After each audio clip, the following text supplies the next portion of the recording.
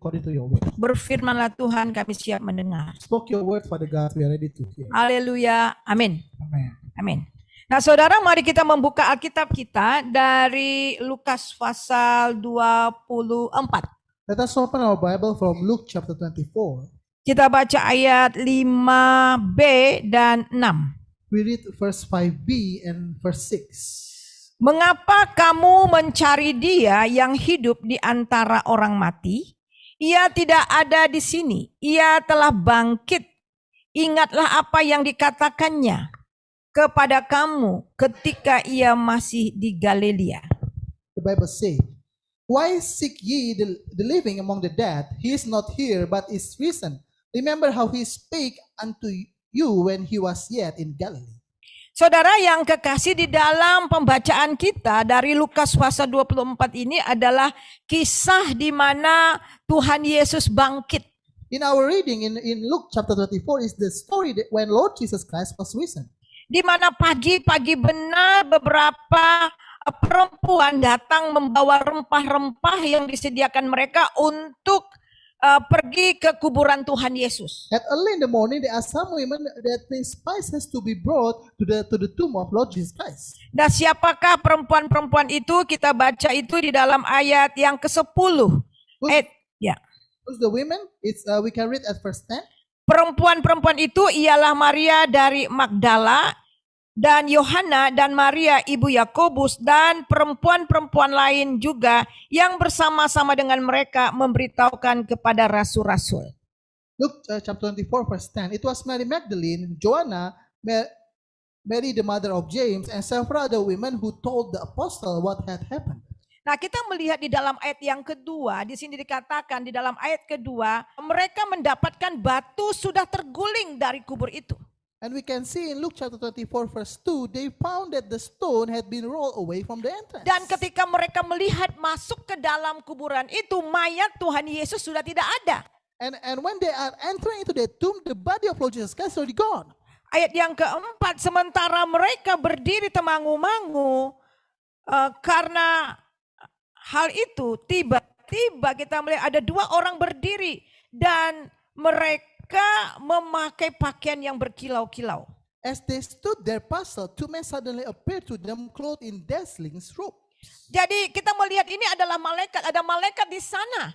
Dan kubur Tuhan Yesus sudah terguling dan mayat Tuhan Yesus juga batu daripada kuburan Tuhan Yesus sudah terguling dan kuburan itu sudah kosong dan kemudian ada dua malaikat dengan berpakaian yang sangat berkilau. So we can see there are two angels. The tomb of Lord Jesus Christ, the stone is already being moved out and also the body is already gone, but there are two angels over there. Mereka sangat ketakutan dan menundukkan kepala, tetapi kedua orang itu berkata kepada mereka, "Mengapa kamu mencari dia yang hidup di antara orang mati?" The women were terrified and bowed their faces to the ground. Then the man asked, "Why are you looking among the dead for someone who is alive?" Jadi jelas di sini bahwa dua malaikat itu berkata, "Mengapa kamu mencari orang hidup di antara orang mati?" Jadi Yesus, ia tidak ada di sini.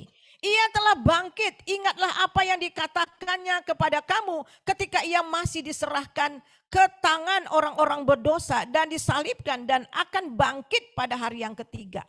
Why are you looking among the dead for someone who is alive? He isn't here, he is risen from the dead. Remember what he told you back in Galilee, that the Son of Man must be betrayed into the hands of sinful men and be crucified, and that he will rise again on the third day. Yaitu bahwa anak manusia harus diserahkan ke dalam tangan orang-orang berdosa dan disalibkan. Dan akan dibangkitkan pada hari yang ketiga.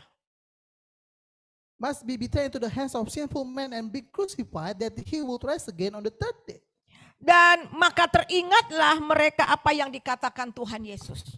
Then they remember that he had said this. Jadi kita melihat di sini bahwa kematian Tuhan Yesus itu adalah memang sudah ditentukan oleh Allah. So we can see here that the death of Lord Jesus Christ is already being predestined by God. Hari Jumat yang lalu kita dalam seminar saya sudah katakan bahwa mengapa dia harus menjadi manusia, mengapa dia harus mengambil rupa seorang manusia dan menjadi daging. in seminar on Friday, they said that why Lord Jesus Christ must need to have a form of man and become flesh. Supaya dia bisa mati dan di atas daging Tuhan Yesus di atas kayu salib, semua pelanggaran kita, semua dosa-dosa kita diselesaikan di atas daging Yesus. He need to be flesh so he can die, and also all our trespasses, our sin are being put in Lord Jesus' body. Dan semua dosa-dosa kita diselesaikan di dalam tubuh Yesus itu. And all of our sin is being finished, is being taken by Lord Jesus' body. Itulah sebabnya dia mengatakan inilah tubuhku yang diserahkan, yang dipecah-pecahkan untuk kamu. Dan inilah darahku, darah perjanjian untuk pengampunan dosa manusia. That's why he said, this is my body that are being broken unto you, and this is my blood that to redeem all the humankind. Jadi kematian dan kebangkitan Tuhan Yesus itu telah tertulis di dalam perjanjian lama. Dan sebelum Tuhan Yesus menghadapi kematian, ini sudah diberitahukannya kepada murid-muridnya. So the death and the resurrection of Lord Jesus Christ already been written in the Old Testament, and he already told this into all his disciples. Jadi kematian Tuhan Yesus bukanlah merupakan kecelakaan. So the death of Lord Jesus Christ is not an accident. Ada beberapa orang mengatakan ini kecelakaan oleh karena dia begitu taat kepada ajarannya, sehingga banyak orang yang tidak setuju kepada ajarannya, sehingga dia dibunuh. There are many people say this is an accident because he is really so keen into his teaching, so he's being murdered. Dan ada juga orang berkata bahwa Tuhan Yesus itu tidak pernah mati di salib, Tuhan Yesus tidak pernah bangkit, dan itu hanya diserupakan seperti dia. And also many people say that Lord Jesus Christ never died, never died on the cross, never resurrected, it's just look like him.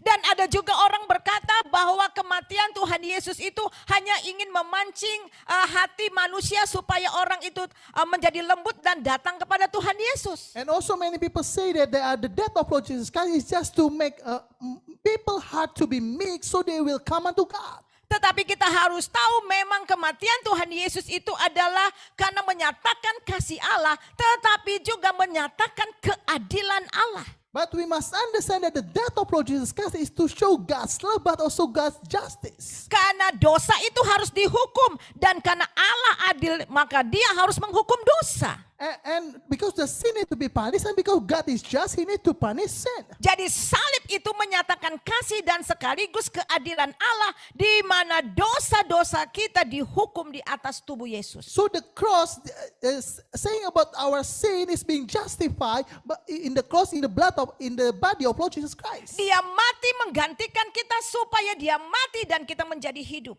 He died in replace of us, so he is dying and we are living.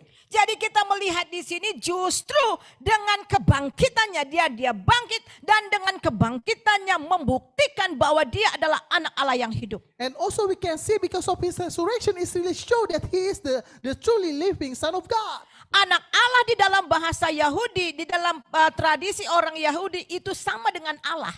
Son of God in the Jewish tradition is the same like God. Oleh sebab itulah mengapa orang mau membunuh dia, oleh karena dia menyatakan dirinya bahwa dia itu adalah anak Allah yang hidup. That's why many people want to murder him because he said that I am the truly living Son of God. Itu berarti saya anak Allah, itu berarti aku ini adalah Allah. It means that I am the Son of God. It means that I am God. Dan dialah Tuhan. And he is God. Jadi kita melihat di sini kebangkitan Tuhan Yesus membuktikan bahwa dia benar-benar anak Allah yang hidup. So we can see the resurrection of Lord Jesus Christ truly showing that he is the true Son of God. Dan dia memang mati dan bangkit kembali pada hari yang ketiga. And he is dead and resurrected again the third day. Dan kita melihat ada beberapa bukti. Yang pertama, kubur Tuhan menjadi kosong. Kubur Tuhan telah kosong. There are some proof. The first one, the grave of God becoming empty. Ada saksi mata, murid-murid Tuhan Yesus, dan kemudian kita lihat perempuan-perempuan menyaksikan betul-betul bahwa kubur itu kosong. There are witnesses really see that the tomb of Lord Jesus Christ is gone. This is the disciple and the women. Dan kemudian kedua malaikat juga mengatakan bahwa dia tidak ada di sini karena dia sudah bangkit. And also the two angels that say that he is not here because he is already resurrected. Ayat 5 dan 6 dan kemudian dalam Matius 28 ayat 5 dan Markus 16 ayat 6 saudara bisa lihat di situ. You can see in Matthew chapter 25 verse 28 verse 5 and Luke chapter 24 verse 6. Dan kemudian bukti yang berikutnya bahwa dia hidup, kain kafannya ada di sana tetapi mayatnya tidak ada di sana. And also the second proof that he is alive is the linen is over there but the body is not there. Beberapa tahun yang lalu kita mendengar bagaimana orang mencoba menggali kuburan Tuhan Yesus, apakah mayatnya atau apakah tulang-tulangnya ada di kuburan itu. And there are many years ago, some people want to dig into the tomb of Lord Jesus Christ. They want to see whether the bones of Lord Jesus Christ is there. Memang tidak ada lagi. And there's no bones at all. Karena memang dia sudah bangkit. Because he is truly being resurrected. Dan kemudian dia setelah bangkit dari kematian, dia menampakkan diri selama 40 hari lamanya. And after he's been resurrected, he showed himself for 40 days. Dan kita melihat dia menampakkan diri lebih daripada 500 orang. He showed himself to more than 500 people. Jadi ketika dia mau naik ke surga disaksikan dengan ratusan orang, bukan hanya murid-murid saja. So when he went to ascend into heaven, he is being shown to hundreds of people, not only to Jadi disciples. jelas bahwa betul-betul Yesus itu mati dan bangkit. So it's very clear that Lord Jesus Christ is dead and being resurrected. Jadi dia bukan hanya bersaksi lewat dirinya sendiri, tetapi ada saksi-saksi mata. So he is not witnessing only by himself, but there are real witnesses that see Jadi that. murid-murid itu adalah saksi matanya. The disciple is the real witnesses. Kita melihat di dalam 1 Korintus pasal yang ke-15. We can see from 1 Corinthians chapter 15, Kita baca di dalam mulai dari ayat yang keempat. starting from verse 4.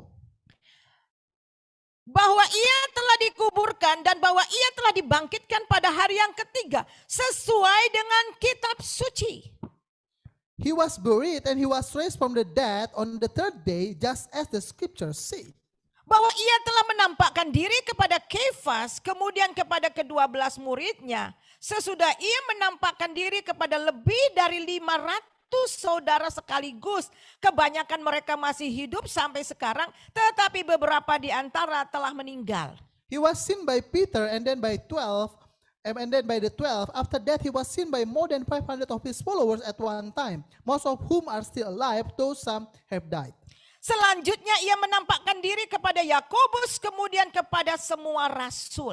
Then he was seen by James and later by all the apostles. Jadi kita melihat di sini bahwa betul-betul Yesus telah mati dan bangkit. So we can see that Lord Jesus Christ is really dead and resurrected. Dan kita melihat juga bahwa para prajurit Romawi pada saat itu yang menjaga kubur Tuhan Yesus. Sorry. Yang menjaga kubur Tuhan Yesus, tiba-tiba dia melihat bahwa pintu kuburan itu telah terguling.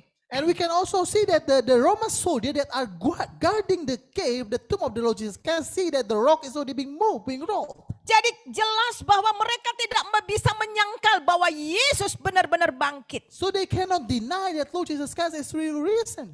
Dah kita lihat bahwa jelas kebangkitan Tuhan Yesus membuktikan bahwa dia adalah anak Allah yang hidup. So we can see that the resurrection of Lord Jesus Christ are really showing that he is the true living Son of God. Mari kita baca di dalam Roma 1 ayat yang keempat.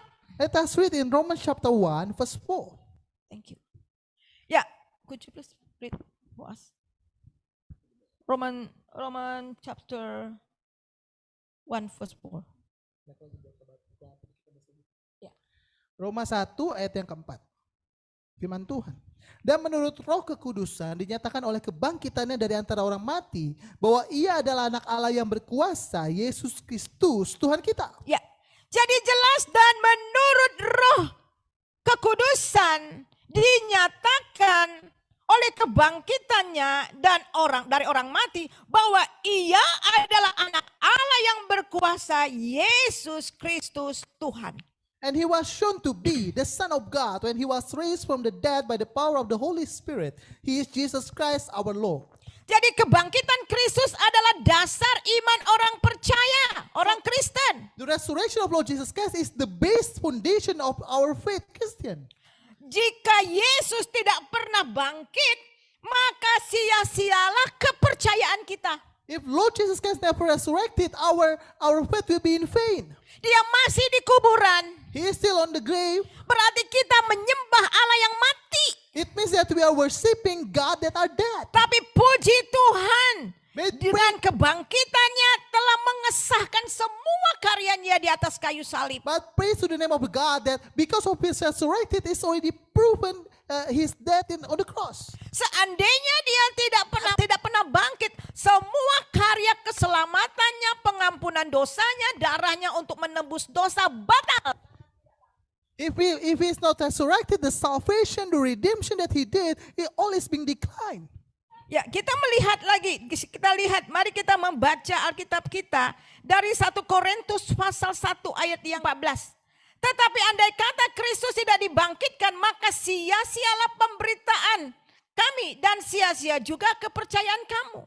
Lebih daripada itu, kami ternyata berdusta terhadap Allah. Karena tentang dia kami katakan bahwa ia telah membangkitkan Kristus, padahal ia tidak membangkitkannya. Kalau andai kata benar-benar orang mati tidak dibangkitkan. 1 Corinthians chapter 15, verse 14 to 15. And if Christ has not been raised, then our preaching is useless and your faith is useless. And we apostles would all be lying about God, for we have said that God raised Christ from the grave. But that can be true if there is no resurrection of the dead. Jadi jelas kalau seandainya Yesus tidak bangkit, saudara dan saya nggak akan ada di sini. So it's very clear that if Lord Jesus Christ is not resurrected, you and I won't be here. Karena Yesus mati dan bangkit, saudara dan saya ada di sini. Because Lord Jesus Christ died and resurrected, you and me are here. Kita telah menjadi anak-anak tebusannya. We are being his redeemed child. Dan di sini dikatakan seandainya Tuhan tidak pernah bangkit, maka kita masih hidup dalam dosa kita dan kita semuanya akan binasa. And if Lord Jesus Christ doesn't be resurrected, we are still living in our sin and all of us will be perished. Tetapi puji nama Tuhan, dia bangkit menyatakan bahwa dia betul-betul adalah Tuhan. But praise to the name of God that he is resurrected and truly show that he is God. Dia telah naik ke surga dan namanya di atas segala nama. He is already ascended into heaven as his name above all names. Suatu kali kelak semua lidah akan mengaku dia Tuhan dan semua lutut bertekuk bahwa dia adalah Tuhan. And one day, all many people we say, every time we say that he is God and every knee we shall bow that he is Lord.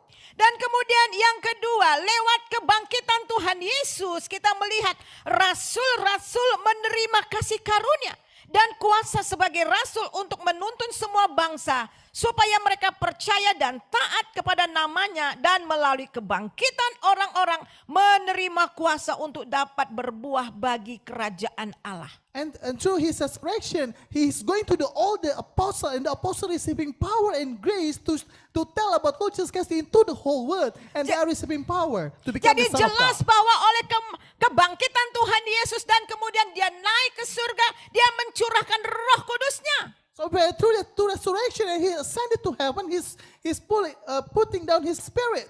Kalau dia tidak bangkit, dia tidak akan naik. Dan kalau dia tidak naik, tidak ada keselamatan. Dan tidak ada rasul-rasul, tidak ada kuasa Roh Kudus yang bekerja. If he's not resurrected, he won't be ascended. If he's not ascended, there will be no power, no apostle, and there will be no Holy Spirit. Tetapi karena dia bangkit, kita melihat Roh Kudus dicurahkan. Dan kemudian turun ke rasul-rasul dan kepada kita semuanya. But because of his being resurrected, the Holy Spirit are being poured out and is putting down to all the apostle and to every one of us. Sehingga kita menerima kuasa dan lewat kuasa itu kita bisa menjadi saksi Tuhan. So we are receiving power, and through that power we can be the witnesses of God. Mulai dari 12 rasul dan akhirnya sampai ke kita saat ini. To the 12 apostles and until now to every one of us. Dan ketiga, melalui kebangkitan Tuhan Yesus kita dibenarkan.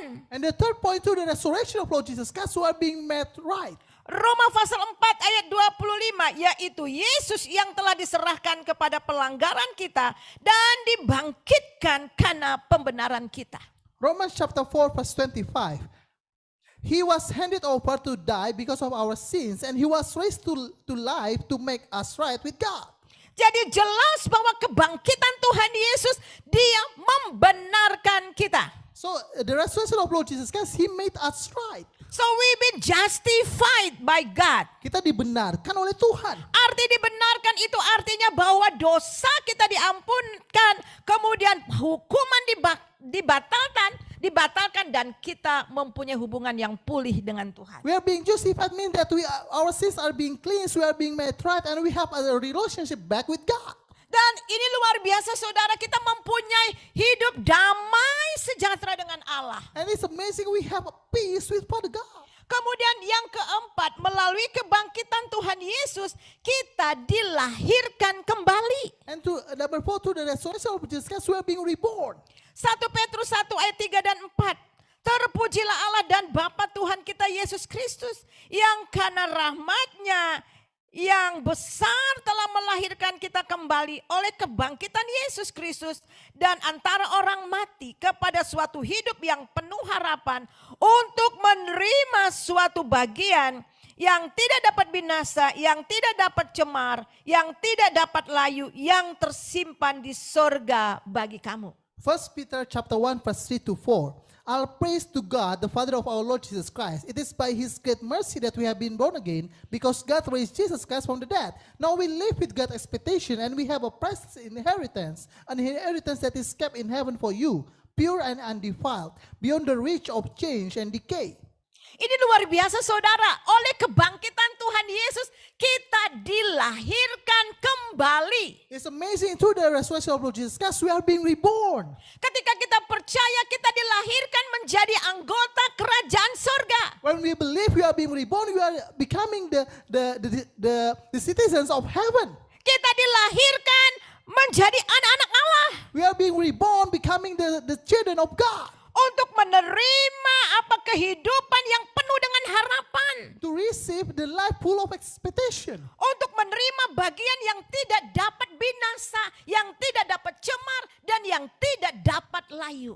Who have inheritance that are pure, undefiled, and beyond reach of change and decay. Itu artinya kehidupan yang kekal itu sudah kita terima sekarang ini. It means that the eternal life, we already have it right now. Udah tersedia di surga untuk kita. It's already been prepared for us in heaven. Kehidupan yang tidak dapat cemar, tidak dapat layu, dan tidak dapat rusak. The life that cannot be in decay, cannot be defiled, cannot be broken. Itulah kehidupan yang kekal. Nah sekarang kita sedang menuju kepada kekekalan itu. That's the eternal life, and we are moving toward that eternity. Kita sudah terima itu sekarang dan kita sedang menuju ke sana. We already received it right now, and we are moving forward towards there. Itu dahsyat banget saudara. That's amazing thing. Brother. Semua itu dikerjakan Yesus untuk saudara dan saya. All of that being worked by Lord Jesus Christ for you and me. Kemudian yang kelima, melalui kebangkitan Kristus kita dipersatukan dengan persekutuan yang baru. The fifth, through the resurrection of Lord Jesus Christ, we are being renewed with a new relationship.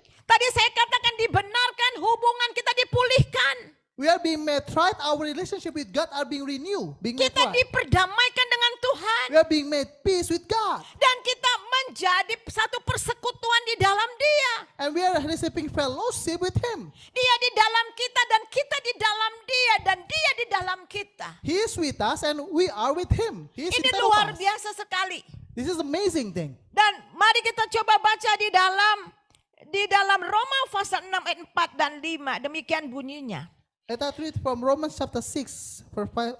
Dengan demikian kita telah dikuburkan bersama-sama dengan Dia dalam baptisan dalam kematiannya, supaya sama seperti Kristus telah dibangkitkan dari antara orang mati oleh kemuliaan Bapa, demikian juga kita hidup dalam hidup yang baru. Ayat yang keempat, Roma 6. Romans chapter 6 verse 4. The Bible says, "For we died and we buried with Christ by baptism, and just as Christ was raised from the dead by the glorious power of the Father, now we also might live new lives." Sebab jika kita menjadi satu dengan apa yang sama dengan kematiannya, kita juga menjadi satu dengan apa yang sama dengan kebangkitannya. Since we have been united with Him in His death, we will also be raised to life as He was. So we are identified by His death, and resurrection. Jadi kita tuh dibenarkan, kita tuh diidentifikasi dengan kematian dan kebangkitannya. Kita menjadi satu dalam kematian dan di dalam kebangkitannya. We are being united by His death and His resurrection. Dan hubungan kita dengan Tuhan itu begitu dekat. And our relationship with God becoming so close. Kita bisa memanggil dia ya Abba, ya Bapa. We can call Him Abba Father. Kita bilang Father, Daddy. Kita bisa katakan Bapa, Ayah. Dan dia juga sahabat kita. And He is also our best Dan friend. dia juga adalah mempelai lelaki kita. And He is also our groom. Itu artinya mempunyai persekutuan yang sangat dekat dan intim. It means that we have a really close, intimate relationship with Him.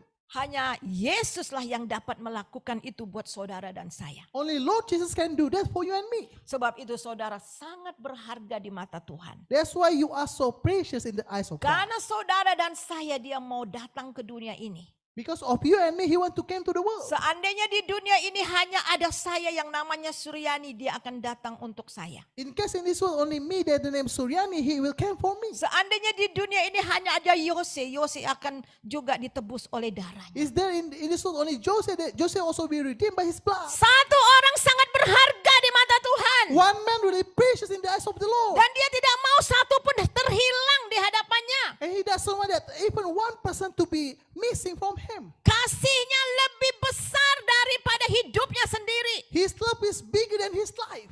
Saudara harus tahu bahwa Tuhan Yesus menyerahkan nyawanya dengan sukarela kepada Bapa di sorga. You must understand that Lord Jesus is giving His life freely unto the Father. Salib tidak dapat mematikan dia. The cross cannot make Him dead, Tetapi dia sendiri menyerahkan nyawanya kepada Bapa. but He gave His life willingly unto the Father. Dan dia juga berkuasa mengambilnya kembali. And He also have the power to take it back. Karena dia Tuhan. Because He is God. Supaya apa?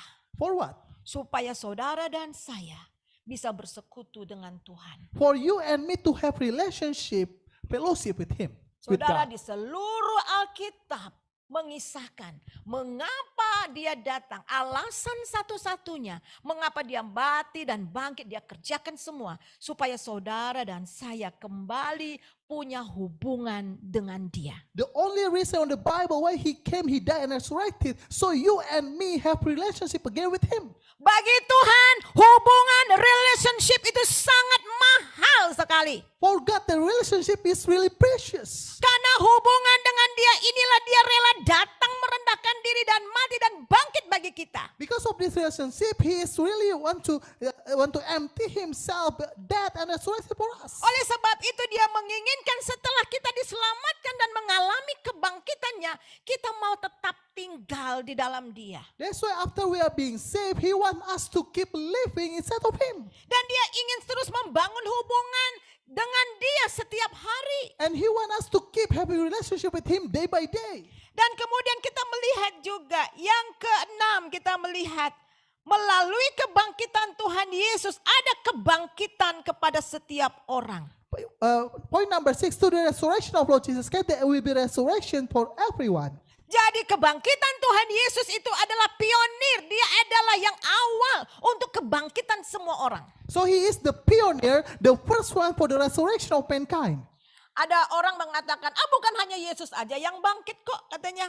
Bukan hanya Tuhan Yesus yang naik ke surga kok. There are people say that it's not only Lord Jesus Christ that will be resurrected to heaven. Khususnya bagi orang-orang di luar sana. Enoch juga naik ke surga. Many people say also Enoch also ascended to heaven. Elia juga naik ke surga. Elijah also ascended to heaven. Dan kemudian waktu Tuhan Yesus ada di dunia, ada banyak juga orang-orang yang dibangkitkan. And so when Lord Jesus Christ was on earth, there are many people that are being resurrected.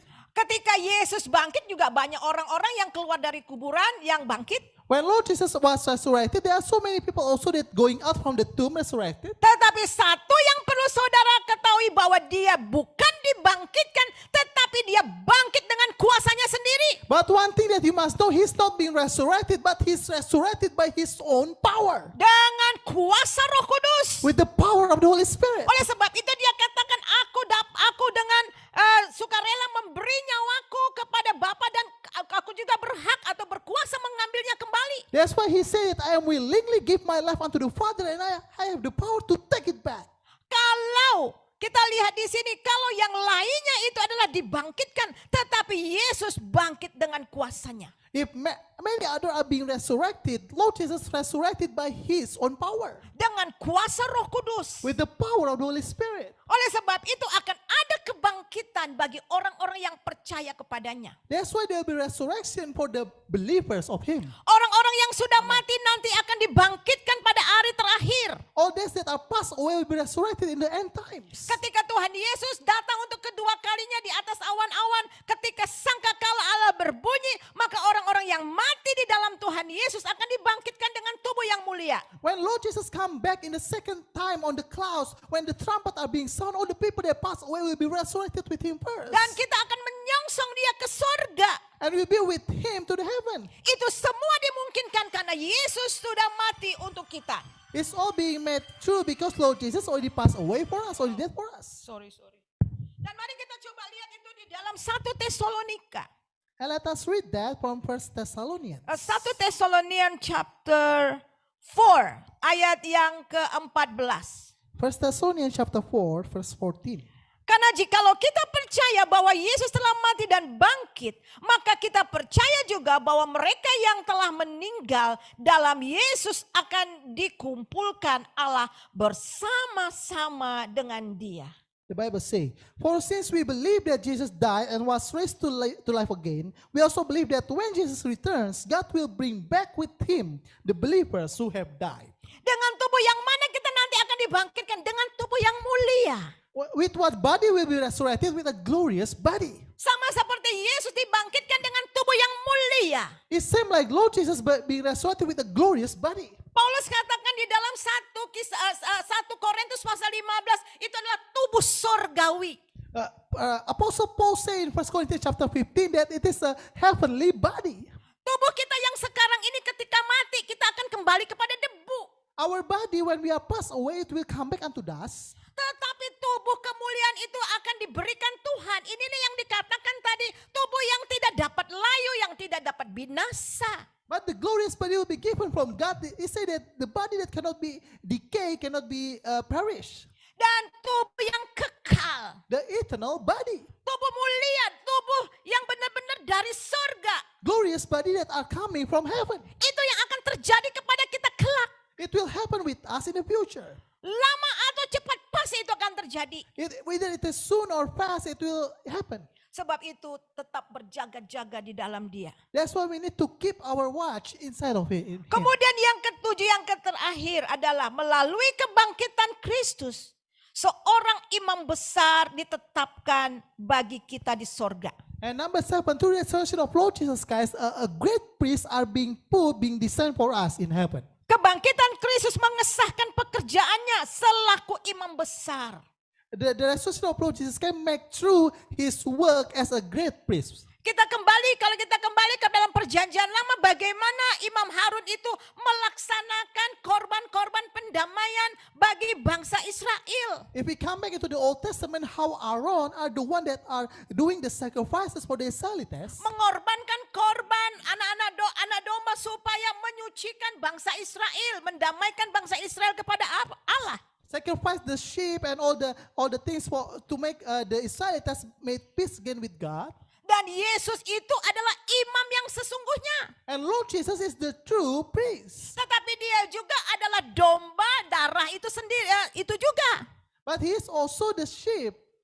Dan oleh darahnya kita dapat masuk ke dalam tempatnya yang kudus. And by His blood we can go into the most centerpiece of the Sehingga kita tabernacle. dapat masuk ke dalam hadiratnya dengan penuh keberanian. So we can enter into His presence with boldness. Jadi saudara, kita dapat datang kepada Tuhan dengan tidak ada lagi halangan.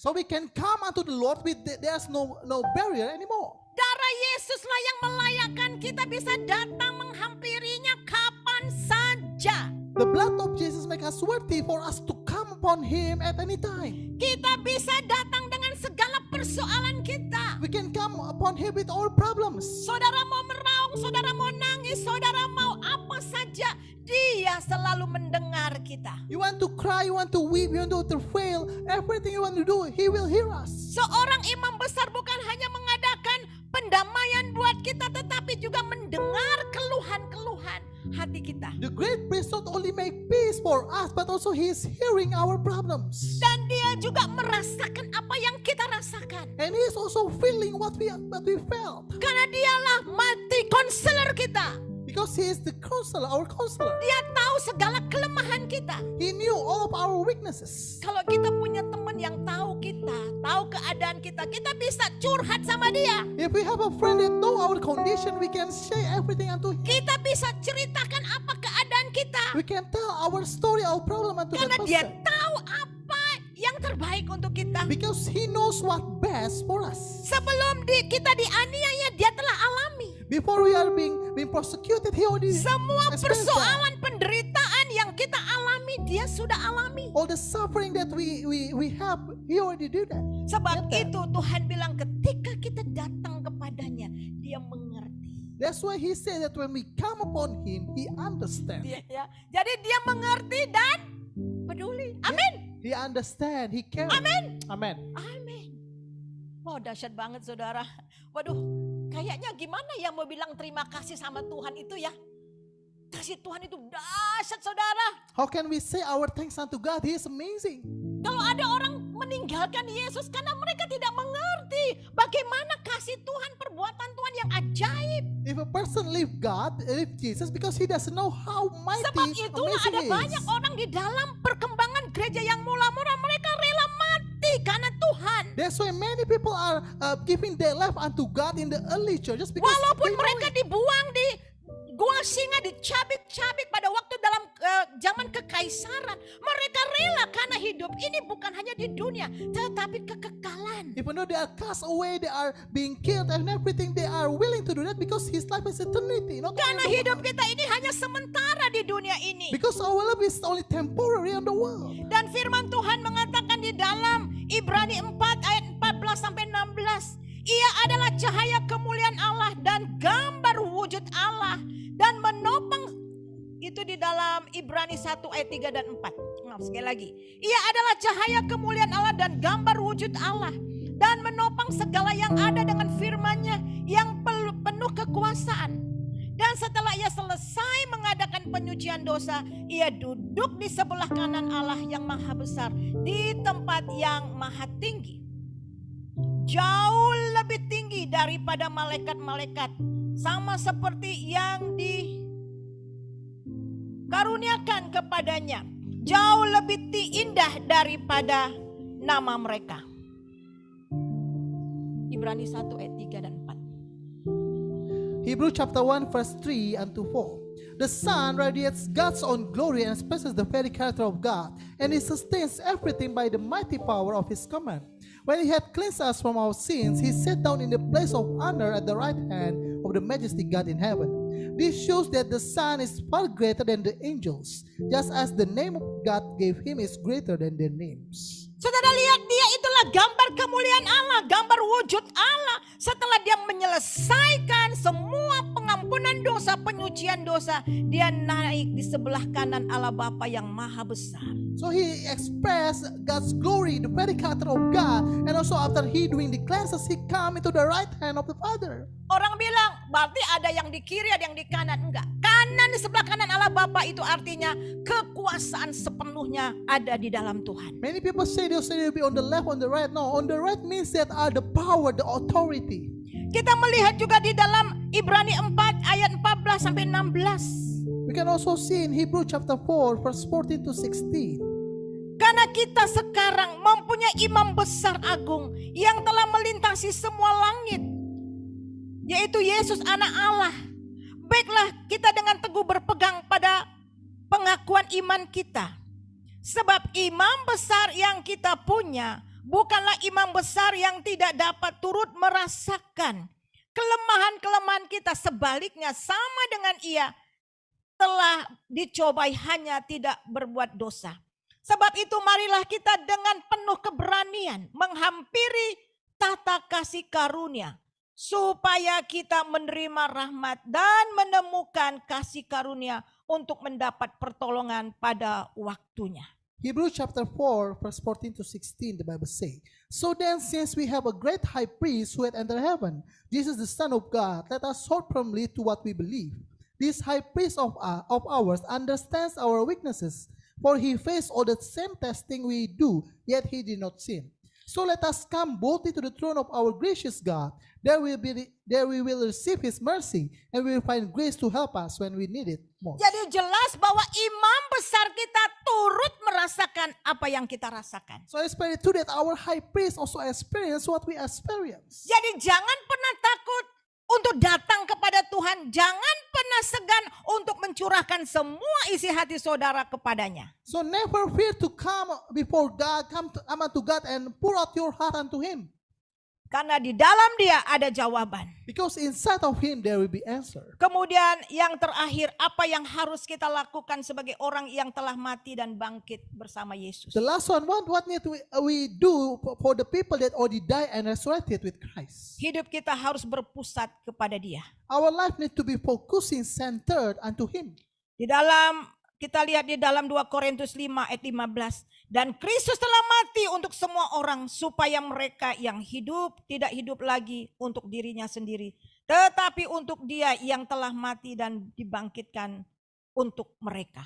We can see in 2 Corinthians chapter 5 verse 15. He died for everyone so that those who receive his new life will no longer live for themselves. Instead, they will live for Christ who died and was raised for them. Kemudian di dalam Roma 14 ayat 8 dan 9. Roma 14 ayat 8 dan 9. Sebab jika kita hidup untuk Tuhan. Dan jika kita mati untuk Tuhan. Jika jadi baik hidup ataupun mati, kita adalah milik Tuhan. Romans chapter 14 verse 8 to 9. If we live, it's to honor the Lord. And if we die, it's to honor the Lord. So whether we live or die, we belong to the Lord. Sebab itulah Kristus telah mati dan hidup kembali. Supaya ia menjadi Tuhan baik atas orang-orang mati maupun atas orang-orang hidup. Christ died and rose again for this very purpose. To be Lord both of the living and of the dead. Dan kemudian yang kedua, kita hidup untuk menghasilkan buah kerajaan. And the second point, we are living to gather the fruit of the kingdom. Paulus mengatakan, namun aku hidup tetapi bukan aku sendiri yang hidup, tetapi Kristus yang hidup di dalam aku. Apostle Paul said that I am living, but it's not me again that are living in me, but Lord Jesus Christ that are living in me. Jadi pusat dan tujuan hidup daripada Paulus itu adalah Kristus. So the center and the purpose of Apostle Paul is Christ. Itulah sebabnya dia katakan bahwa hidup itu adalah Kristus dan mati itu adalah keuntungan. That's why he said that living is Christ and then death is a blessing for me. Dan kalau aku masih hidup di dunia itu artinya untuk bekerja dan menghasilkan buah. And if I'm still living in this world, it means for me to work and gather the fruit. Saya sudah 3 kali kena corona. Kemarin Omicron kan kena. I already get Bulan third Januari. time for the COVID and the Omicron also I get it on Saya masih January. hidup. I'm still alive. Pernah mobil saya banyak pecah lagi jalan 100 km di tol. And the wheel of my car also blew up and I was driving 100 km an hour on the highway. Saya bisa hidup sekarang seandainya kalau bukan karena Tuhan, badan saya udah remuk seperti perkedel. But I'm living right now. If not because of God, my body is already broken. Saya pernah naik bot dan kemudian bot Tarasovivi ke Ternate, itu gelap, udah airnya sudah masuk ke dalam, sudah gelombang besar sekali. Kalau tenggelam udah nggak ada lagi. And there's also, I'm riding a boat from Sovivi to Ternate on the midnight. There's a big wave and if I am sunk, I'll be nowhere.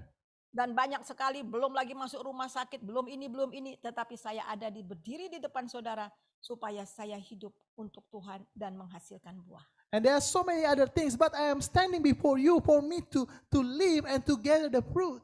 Saudara sekarang juga yang duduk di sana, saudara masih hidup itu oleh karena supaya hidup bagi dia dan untuk menghasilkan buah bagi kerajaannya. And for you that are also sitting there is for you to live for him and so to produce the fruit. Hidup saudara sangat berarti. Hidup saudara seharga darah Yesus. Your life is really precious as the price of the blood of Jesus. Karena saudara berharga, dia beli dengan nyawanya sendiri. Because you are precious, he buy it with his own life. Kita menerimanya dengan kemurahan, tetapi hidup ini bukan murahan. We are receiving it by grace, but our life is not meaningful. Oleh sebab itulah Tuhan mengatakan supaya kita hidup bagi dia. That's why the Bible says for us to live for him. Supaya hidupnya semakin hari semakin nyata dalam hidup kita. So his life can be more shown to our life day by day. Terakhir mari kita baca bersama-sama dari Efesus 5 ayat 8 dan 9. Let us read together lastly from Ephesians chapter 5 verse Kita 8 to baca 9. di sana mungkin ya, kita baca 1 2 3. Memang kita baca bersama-sama, kelihatan ya? Memang, tidak kelihatan ya, terlalu kecil. Bisa lihat di HP ya. 1 2 3. Memang dahulu kamu adalah kegelapan, tetapi sekarang kamu adalah terang di dalam Tuhan. Sebab itu hiduplah sebagai anak-anak terang. Karena terang hanya berbuahkan kebaikan, keadilan, dan kebenaran. Jadi saudara, ini kebenaran firman Tuhan. Mari kita bangkit berdiri. This is the truth of the word, let us rise. Dan kita bilang sama Tuhan, And we speak unto the Lord. ini hidup saya dan masa depan saya. This is our life, our future.